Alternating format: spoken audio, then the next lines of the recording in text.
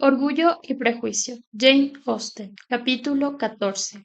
El señor Bennet apenas habló en la mesa, pero cuando los criados se retiraron, consideró que era el momento de iniciar una conversación con su huésped, y así aludió a un tema en el que le parecía que el señor Collins se luciría, la suerte que había tenido con su protectora, porque, en su opinión, era algo extraordinario que Lady Catherine de Bourgh hubiera sido tan complaciente con sus deseos y tan considerada con su bienestar. El señor Bennet acertó de pleno. El señor Collins la alabó con elocuencia. El tema lo elevó a una actitud aún más solemne de lo habitual, y dándose mucha importancia, manifestó que jamás había visto nada semejante en una persona de alto rango, tanta afabilidad y tanta deferencia como le había prodigado Lady Catherine. Había tenido la amabilidad de dar su aprobación a dos sermones que había tenido el honor de predicar delante de ella. Además lo había invitado a cenar en Rosings 2 veces, y justo el sábado anterior había mandado un coche a buscarlo para completar el cuarteto que se necesitaba para jugar al cuatrillo. Muchas de las personas que conocía opinaban que Lady Catherine era muy orgullosa, pero a él solo le había dispensado el trato más afable posible. Siempre se dirigía a él como a un caballero más. No tenía el menor inconveniente en que participara en la sociedad de sus vecinos ni en que se ausentara de vez en cuando 1 o 2 semanas para ir a visitar a sus familiares.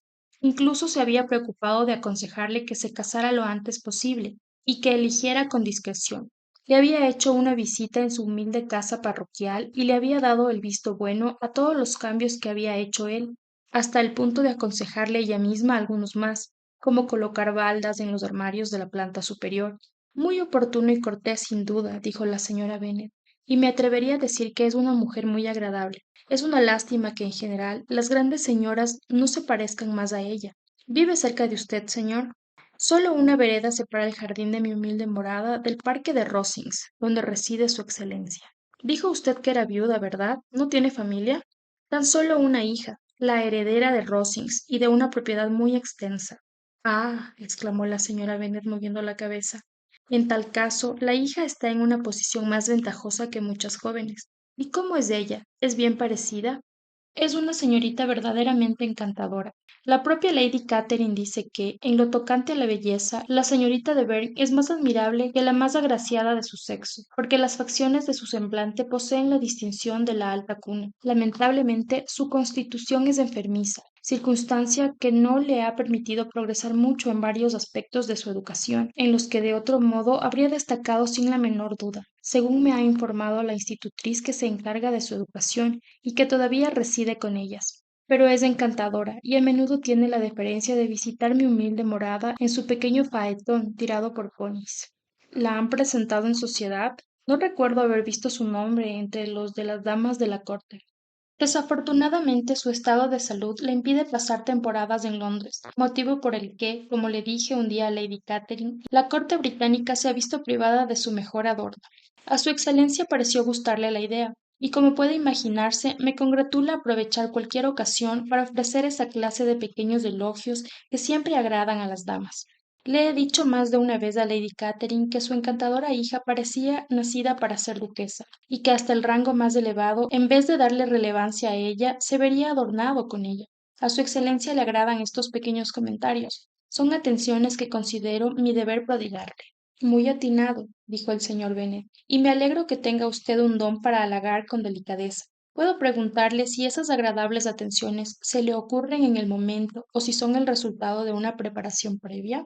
Por lo general surgen en el momento, aunque a veces me distraigo ideando y redondeando cumplidos elegantes que pueden adaptarse a ocasiones normales, y procuro decirlos con la mayor espontaneidad posible. El señor Bennet comprobó que su primo era tal como esperaba, tan absurdo como se lo había imaginado, y lo escuchó con gran regocijo, pero sin perder la más total compostura ni necesitar compartir ese placer con nadie, salvo alguna que otra mirada con Elizabeth. Sin embargo, a la hora del té, el señor Bennet ya había tenido bastante y se alegró de volver con el invitado a la sala de estar. Terminado el té, se alegró también de invitarlo a leer en voz alta para las mujeres. El señor Collins se avinó rápidamente y le pasaron un libro, pero al verlo, porque se veía de lejos que era un ejemplar de biblioteca pública, se retractó y pidió disculpas, sobre texto de que nunca leía novelas. Kitty lo miró fijamente y Lidia lanzó una exclamación. Le ofrecieron otros libros, y después de pensarlo un poco, eligió los sermones de Fordyce. Apenas había abierto el libro cuando a Lidia se le escapó un bostezo, y antes de que, con una monótona somnolencia, llegara a la tercera página, la muchacha lo interrumpió diciendo: Mamá, ¿sabías que el tío Phillips está pensando en despedir a Richard? Si lo haces, se lo quedará el coronel Foster. Me lo dijo mi tía el sábado. Mañana voy a ir a Merrington a ver qué ha pasado y a preguntar cuándo vuelve el señor Denny de la ciudad. Las dos hermanas mayores le indicaron que se callara, pero el señor Collins, muy ofendido, dejó el libro y dijo: He observado a menudo el escaso interés que tienen las damas más jóvenes en los libros serios, aunque están escritos precisamente para ellas. Confieso que me asombra, porque sin duda no hay nada tan edificante e instructivo, pero no quiero seguir molestando a mi joven prima. Después se dirigió al señor Bennet y se ofreció jugar al backgammon con él. El señor Bennet aceptó y le pareció muy oportuno que dejara a las chicas dedicarse a sus superficiales distracciones. La señora Bennet y sus hijas disculparon muy cortésmente la interrupción de Lidia, prometieron que no volvería a suceder y le preguntaron si deseaba volver a la lectura. Pero el señor Collins, después de asegurarles que no tenía nada en contra de su joven prima y que por nada del mundo se tomaría su proceder como una afrenta, se sentó en otra mesa con el señor Bennet dispuesto a jugar al backgammon. Capítulo 15. El señor Collins no era un hombre juicioso, deficiencia innata que no había mejorado con la educación ni con las compañías. Había pasado la mayor parte de la vida siguiendo los dictados de un padre avariento y safio, y aunque había asistido a la universidad, solo había cursado los estudios necesarios sin hacerse con amistades provechosas. Su padre lo había educado estrictamente, inculcándole desde el principio una marcada actitud de humildad, que después había contrarrestado con el engreimiento de una cabeza hueca que había vivido en reclusión, más la sensación de seguridad derivada de una temprana e inesperada prosperidad. Por un afortunado azar se lo recomendaron a Lady Catherine de Bourgh cuando la capellanía de Hunsford quedó vacante. El respeto que le inspiraba el alto rango de la dama y la veneración que le profesaba como protectora, unidos a una excelente opinión de sí mismo, a su autoridad como clérigo y a sus derechos como rector, resultaron en una mezcla de orgullo y servilismo, de engreimiento y de humildad. Dueño ya de una buena casa y de ingresos suficientes, quería contraer matrimonio, y para reconciliarse con la familia de Longbourn, acariciaba la idea de elegir a una de las hijas, si le parecían tan agraciadas y amables como había oído decir. En esto consistía su idea de compensación, de expiación por ser el heredero de la hacienda de su padre. Y le parecía un propósito excelente, aceptable y adecuado en grado sumo, amén de excesivamente generoso y desinteresado por su parte. Cuando vio a las jóvenes se reafirmó en su propósito. El adorable rostro de la señorita Bennet confirmó sus expectativas y además se avenía a sus estrictas normas del derecho de la mayor a ser la primera en casarse. Y así decidió en el transcurso de la primera velada que ella sería la elegida. Sin embargo, a la mañana siguiente se produjeron cambios. En el cuarto de hora que estuvo hablando a solas con la señora Bennet antes del desayuno, una conversación que empezó por su casa parroquial y derivó con naturalidad hacia sus esperanzas de hallar en Longbourn una mujer para que la gobernara, ella respondió entre sonrisas complacientes y palabras de ánimo que no pensara en Jane. En cuanto a mis hijas menores, no puedo ser yo, definitivamente no me corresponde a mí decir nada, aunque no tengo noticia de que ninguno sienta una inclinación en particular. Pero debo advertirle de que la mayor, creo que debe saber usted que es muy probable que esté a punto de comprometerse. El señor Collins solo tenía que cambiar a Jane por otra, y lo hizo rápidamente, mientras la señora Bennet atizaba el fuego. La sucesora fue Elizabeth, como era natural, por ser la siguiente en belleza y por haber nacido después de Jane. La señora Bennet se alegró mucho y confió en tener dos hijas casadas muy pronto, y el pariente del que no soportaba hablar el día anterior era de repente un gran hombre a sus ojos. A Lidia no se le olvidó la idea de ir a Merrington.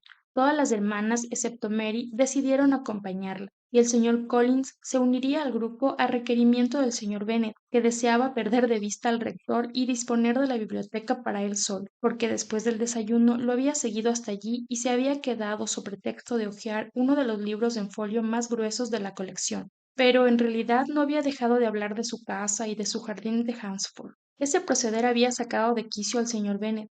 La biblioteca era su refugio de paz y tranquilidad, y como le había dicho a Elizabeth, aunque era capaz de afrontar las tonterías y el engreimiento en cualquier otra habitación de la casa, tenía la costumbre de no soportarlos en la biblioteca. y así, con gran cortesía, invitó enseguida al señor Collins a ir de paseo con sus hijas, y el señor Collins, que en realidad estaba mejor dotado para pasear que para leer, cerró el libro de mil amores y se fue. Entre pomposas naderías por su parte y respuestas corteses por la de sus primas, recorrieron el camino hasta llegar a Merrington. Las dos menores dejaron de prestarle atención, empezaron a mirar inmediatamente a todas partes en busca de oficiales, y solo estaban pendientes de los escaparates en los que descubrían tal sombrero elegante de verdad o tal muselina realmente novedosa. Pero las cuatro advirtieron enseguida la presencia de un joven al que no habían visto nunca, un joven gallardo que caminaba por la otra acera con un oficial. El oficial era el mismísimo señor Denny, del que Lidia quería saber si había vuelto de Londres, y la saludó al pasar con una inclinación de cabeza. Las hermanas admiraron el porte del desconocido y se preguntaron quién sería, y Kitty y Lidia, empeñadas en saber algo más si era posible, fueron las primeras en cruzar la calle so pretexto de comprar algo en la tienda de enfrente, y felizmente en el momento en que llegaron al otro lado coincidieron con los dos caballeros que habían dado vuelta. El señor Denny se dirigió a ellas al momento y pidió permiso para presentarles a su amigo, el señor Wickham, que había vuelto con él de la ciudad el día anterior y había aceptado un puesto de oficial en su regimiento, de lo cual se alegraba mucho. Un arreglo perfecto, porque al joven solo le faltaba el uniforme para ser completamente encantador. Era muy bien parecido, tenía todo lo que se podía desear, un rostro bonito, un talle fino y una gran simpatía. Después de las presentaciones se mostró más que dispuesto a conversar con tal corrección y sin pretensiones a un tiempo, y allí se quedaron charlando alegremente hasta que unos cascos de caballo les llamaron la atención. Eran Darcy y Bingley, que pasaban cabalgando por la calle. Al ver a las damas del grupo, los dos caballeros se dirigieron hacia ellas inmediatamente y las saludaron con las frases de costumbre. Bingley era el principal portavoz y la señorita Bennet la principal interlocutora. Dijo que precisamente se dirigía a Longbourn para interesarse por su salud. El señor Darcy corroboró sus palabras con una leve inclinación de cabeza, y mientras se proponía no mirar a Elizabeth, de repente se fijó en el desconocido. Elizabeth se quedó asombrada al ver la actitud con la que se miraban el uno al otro. A los dos les cambió el color. Uno se puso blanco y el otro rojo. Un momento después, el señor Wickham se tocó el sombrero, un saludo que el señor Darcy se negó a devolver. ¿Qué podía significar?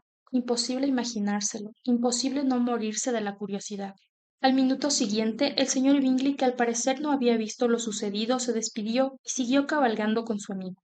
El señor Denny y el señor Wickham acompañaron a las damas hasta la puerta de la casa del señor Phillips, y se despidieron a pesar de la insistencia de Lidia en que entraran con ellas, y a pesar de que la señora Phillips abrió de par en par la ventana de la salita y secundó la invitación a voces. La señora Phillips siempre se alegraba de ver a sus sobrinas, sobre todo a las dos mayores en esa ocasión, debido a su reciente ausencia, y estaba diciéndoles la grata sorpresa que había sido para ella saber que habían vuelto a casa de repente, porque no se habría enterado, ya que no les había mandado el carruaje, de no haberse encontrado por la calle con el mozo de la botica del señor Jones, que le había dicho que no tenía que llevar más remedios a Netherfield, porque las señoritas Bennet se habían ido, cuando Jane reclamó su atención y sus buenos modales presentándole al señor Collins. Lo recibió con la mayor cortesía, que él devolvió multiplicada por 10, disculpándose por la intrusión, sin haber mediado presentaciones previas y alegando que el parentesco con las señoritas que le habían hecho posible conocerla tal vez pudiera justificar la intrusión. A la señora Phillips la impresionó mucho semejante exceso de buena educación, pero dejó de atenderlo en cuanto sus sobrinas empezaron a preguntarle por el nuevo, del que, sin embargo, solo les pudo contar lo que ya sabían, que había llegado de Londres con el señor Denny y que tendría el grado de teniente en el condado. Les dijo que lo había visto hacía media hora desde la ventana, paseando por la calle. Si el señor Wickham hubiera aparecido en ese momento, Kitty y Lydia habrían imitado el ejemplo de su tía, pero desafortunadamente solo vieron a algunos oficiales que, en comparación con el desconocido, les parecieron sosos y nada atractivos. Algunos iban a comer con los Phillips al día siguiente, y la tía prometió a sus sobrinas que convencería al señor Phillips para que hiciera una visita al señor Wickham y le extendiera la invitación, siempre y cuando la familia de Longbourn se reuniera con ellos después de la comida. A todas les pareció bien, y la señora Phillips anunció que organizaría un divertido y animado juego de lotería con las cartas y algo caliente de comer para después. Era una propuesta muy apetecible, y se despidieron de muy buen humor. El señor Collins repitió sus disculpas al salir de la habitación, y la señora Phillips insistió con perfecta cortesía en que no eran necesarias. En el camino de vuelta, Elizabeth contó a Jane el incidente que había visto entre los dos caballeros.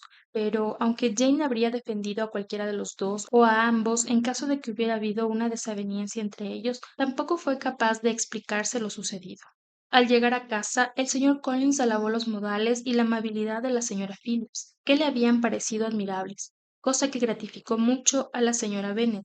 Afirmó que, excepto Lady Catherine y su hija, jamás había visto a una mujer tan elegante, porque, además de recibirlo con absoluta cortesía, lo había incluido en la invitación a la velada del día siguiente, a pesar de ser un completo desconocido. Suponía que se debía a su parentesco con ellos, pero aun así jamás había conocido a nadie tan atento en toda su vida.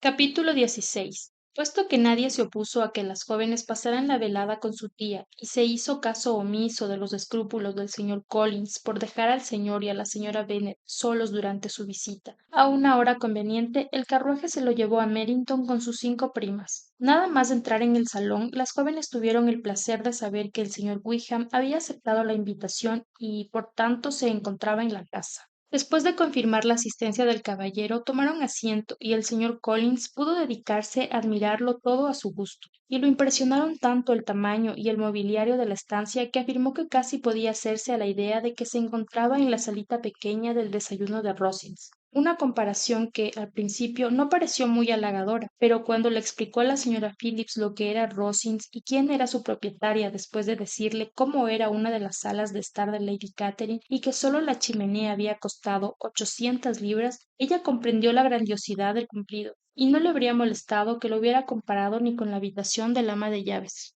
El señor Collins siguió hablando a placer del esplendor de Lady Catherine y de su mansión, con una que otra alusión halagadora a su humilde morada y a las mejoras que estaba haciendo, hasta que los caballeros se reunieron con ellos.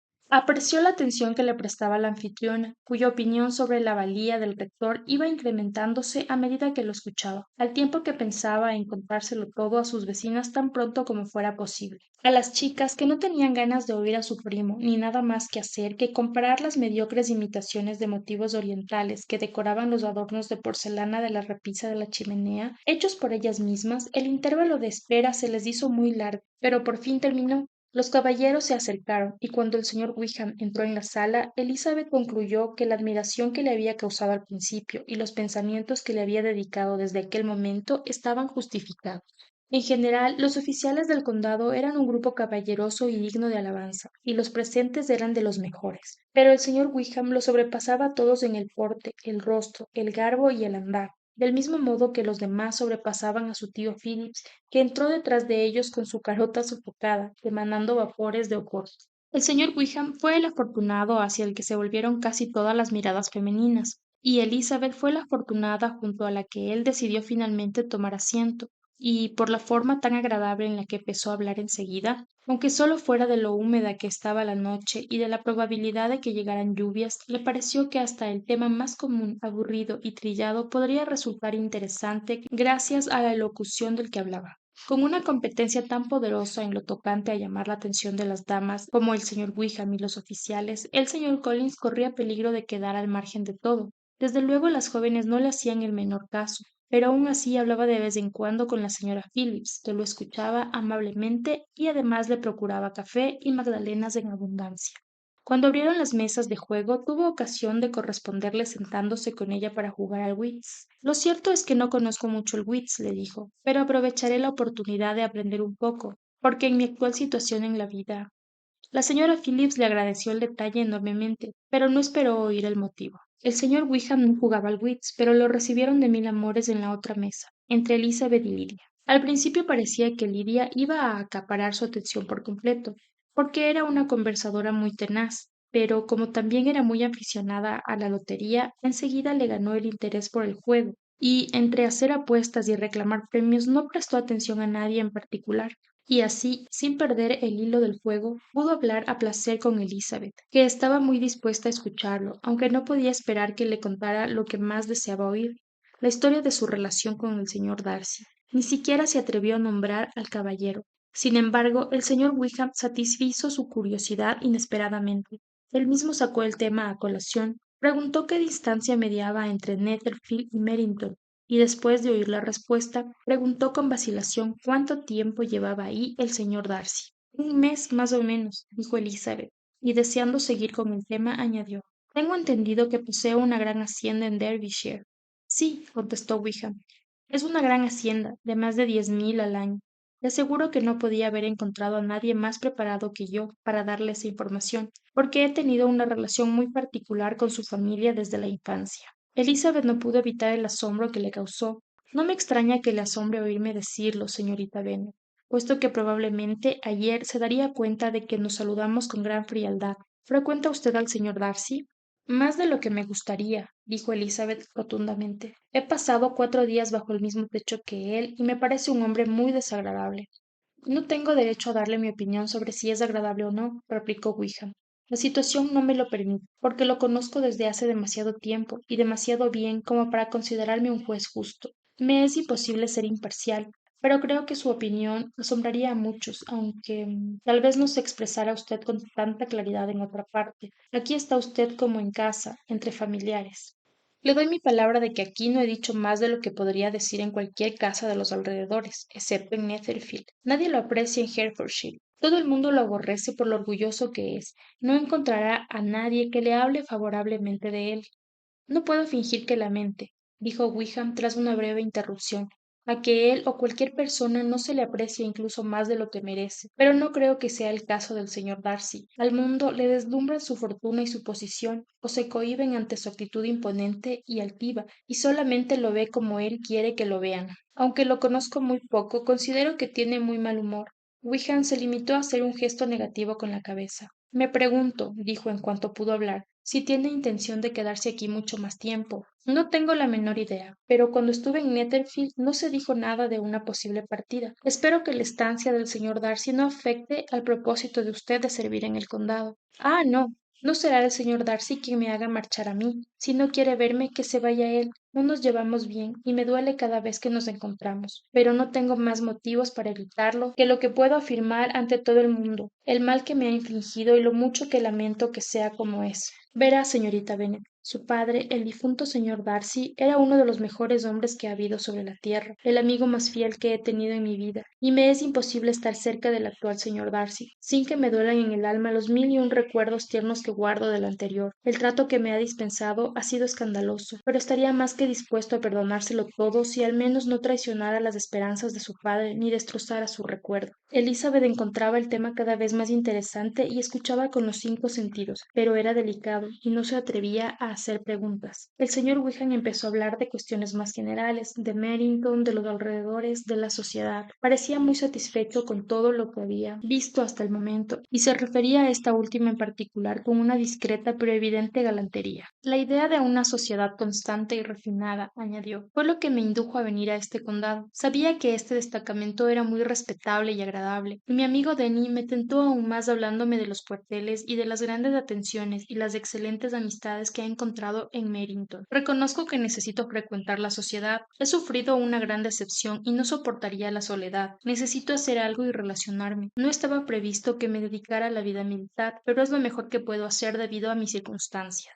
Mi profesión tenía que haber sido la iglesia. Me educaron para ello. En estos momentos debería estar ya en posición de una de las mejores capellanías, si el caballero del que estábamos hablando hubiera accedido. Ah, vaya. Sí, el difunto señor Darcy me reservaba un buen puesto eclesiástico tan pronto como la plaza quedara vacante. Era mi padrino y me tenía un afecto desmedido. No sabría cómo pagar su bondad. Tenía intención de proporcionarme una buena posición en la vida, y aunque creyó que lo había hecho, cuando el puesto quedó vacante se lo concedieron a otra persona. Dios mío, exclamó Elizabeth, pero ¿cómo pudo ser? ¿Cómo no se cumplió su última voluntad? ¿Y por qué no buscó usted asesoría legal? La redacción del legado resultó ser tan poco precisa que no me dejó ocasión de recurrir a la ley. Un hombre de honor no habría puesto en duda las intenciones del difunto, pero el señor Darcy prefirió ponerlas en duda, y consideró mi parte una mera recomendación condicionada, y sostuvo que yo había perdido todo el derecho a reclamar por derrochar, por imprudente, en resumen, por todo y por nada. Lo cierto es que la plaza quedó vacante hace 2 años, precisamente cuando cumplí la edad para poder ocuparla, y que se la dieron a otra persona. Y también es cierto que no pudo acusarme de haber hecho nada para merecerlo. Soy impulsivo e imprudente, y es posible que le haya dicho alguna vez lo que opino de él con todas las palabras. No se me ocurre otra cosa, la verdad. La cuestión es que somos muy diferentes y que él me aborrece.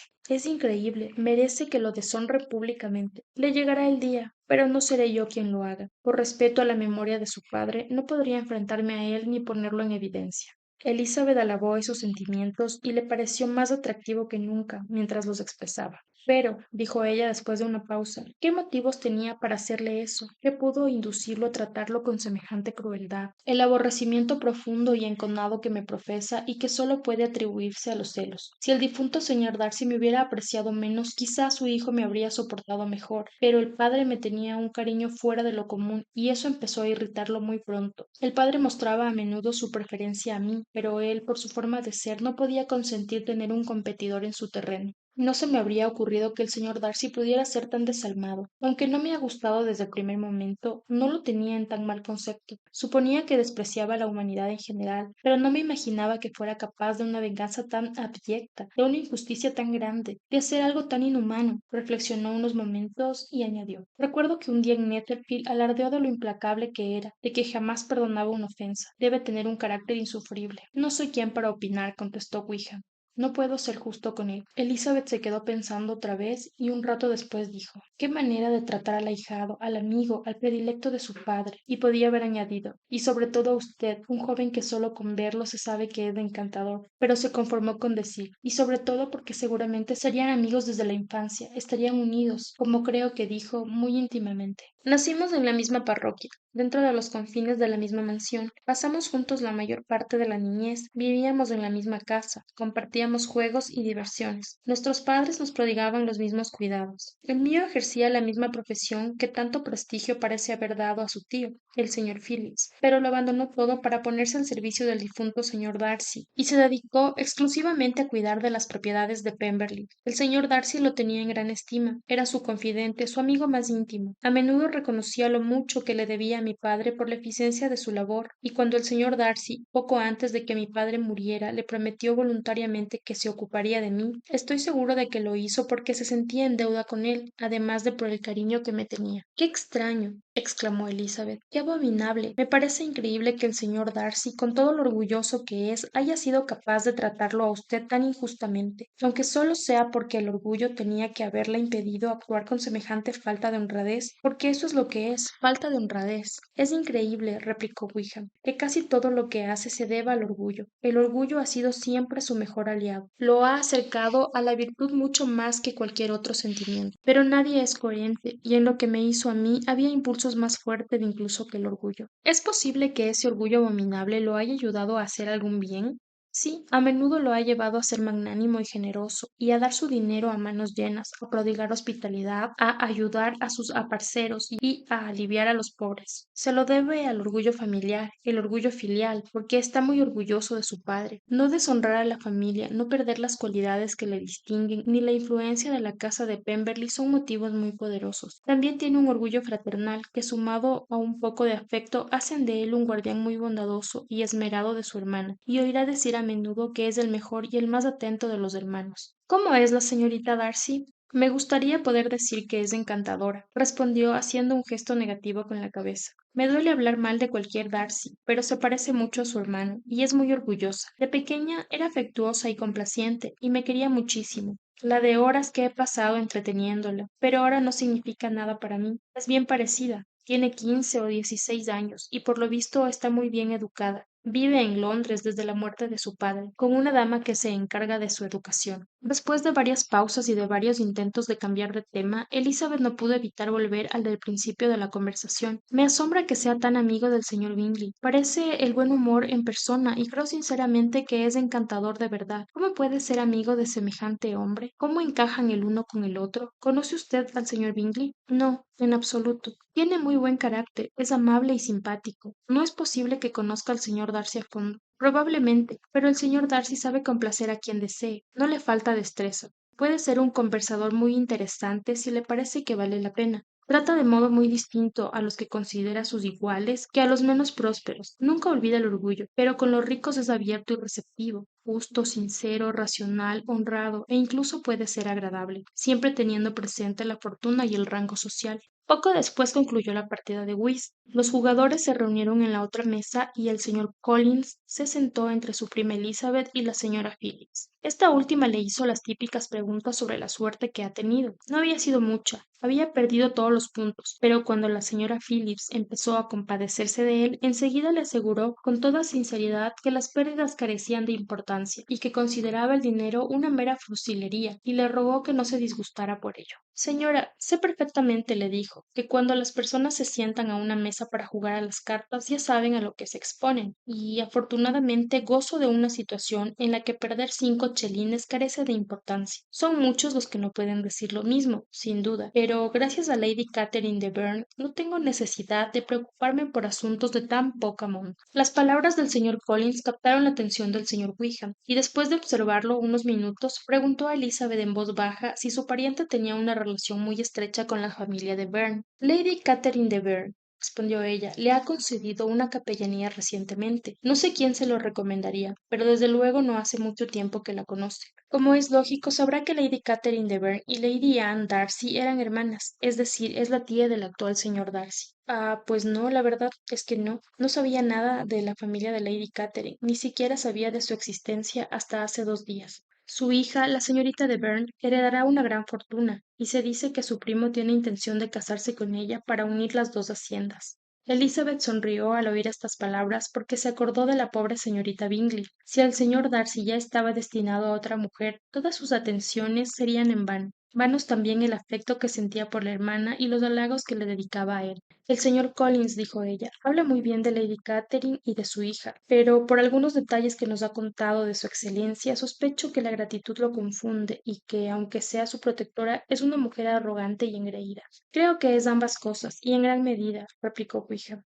Hace muchos años que no la veo, pero recuerdo muy bien que nunca me resultó agradable y que tenía una actitud dictatorial e insolente. Tiene fama de ser extraordinariamente sensata e inteligente, pero sospecho que sus dotes provienen en parte de su categoría y de su fortuna, en parte de su actitud autoritaria y en parte del orgullo de su sobrino, que se aprecia de relacionarse solo con personas de inteligencia superior. Elizabeth consideró que todo lo que le había contado tenía sentido, y siguieron hablando, satisfechos de la compañía mutua, hasta que la cena puso el punto final a los juegos de las cartas y ella dejó que el señor Wickham dedicara un poco de su atención a las demás jóvenes. En la bulliciosa cena de la señora Phillips era imposible mantener una conversación, pero todas quedaron encantadas con el señor Wickham gracias a sus buenos modales. Dijera lo que dijera, siempre era oportuno, e hiciera lo que hiciera, siempre era con donaire. Elizabeth se fue muy ilusionada con él. En el camino de vuelta no podía pensar en nada más que en el señor Wickham y en las cosas que le había contado, pero no tuvo ocasión de pronunciar su nombre siquiera,